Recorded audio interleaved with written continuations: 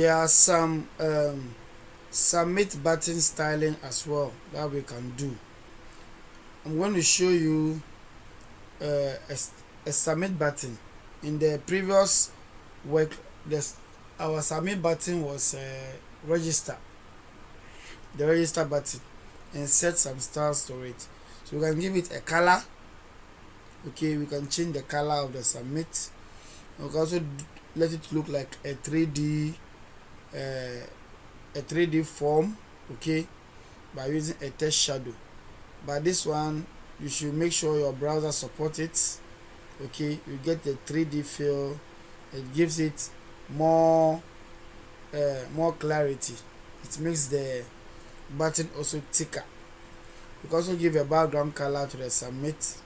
Okay, so it stands out from the normal text around. And then hovering, the pseudo class, has also been used to change the appearance of the button, which we are going to cover in due time. Now this is the CSS to do that job, the hovering job, and then the 3D fill job as we have it here. Now field sets and legends. How to style field sets. Field sets are particularly helpful in determining the edges of a form. In a long form, they can help group together related information within it. The legend is used to indicate what information is required in the field set. Properties commonly used with these two elements, this is the field set and the legends, are width, color, background color, border radius. But now you should know what border radius are used for. They are used to soften the edges, or they are used to give a curved feeling of our boxes, okay, rounded edges. And then we know what padding is also. Styling field set, this particular code, CSS code, which we are going to go in, is going to explain all what we are talking about in style. Okay, and this is the problem I want us to think about, and how to also go on with this kind of challenge. This labels for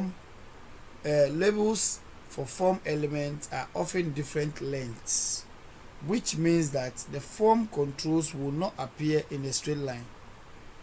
This is demonstrated in the example I'm going to show you. Okay, and then each topic we ask the user about is placed inside the div element to ensure that each question appears on a new line. It is easier for users to fill in a form if the form controls are aligned in a straight vertical line. The CSS, which I'm going to show you also, okay, is going to address this kind of challenge I'm talking about. Now if you look at where we ask users their gender, their radio buttons, which I've showed you the radio buttons already, okay, the radio buttons each have their own label, say male or female. You see, a span element has also been added to the title, which will help align these controls. Okay, we also saw another technique to align form elements when the form only contains text, by setting all of the text input to be the same width, as well as aligning all the form contents to the right. The fields line up and labels are in a consistent place. They are always in a consistent place. And this is the CSS I was trying to explain. And this is the solution for aligning form controls. So let's read the solution. Each row of the form has a title telling users what they need to enter. So you see first name, last name, date of birth, and what have you. Now for the text input, the title is in the label. For the radio buttons, the title is in the span. Both have a class attribute with a value of a title. With a value of a title. We can use a property called float to move the titles. By setting the width property on those elements, we know that the titles will each take up the same width. Therefore, the form controls next to them will line up. The text align property is also used to align the titles to the right.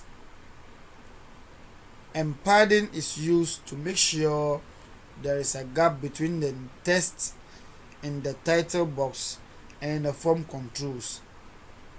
Stars are also applied to the div element that contain each row of the form. The submit button is also aligned to the right, and this is the solution. You see, for the submit button, these are the radio buttons, and the float, these are the titles and what settings have been done on them, and the entire div, what has been done to rate.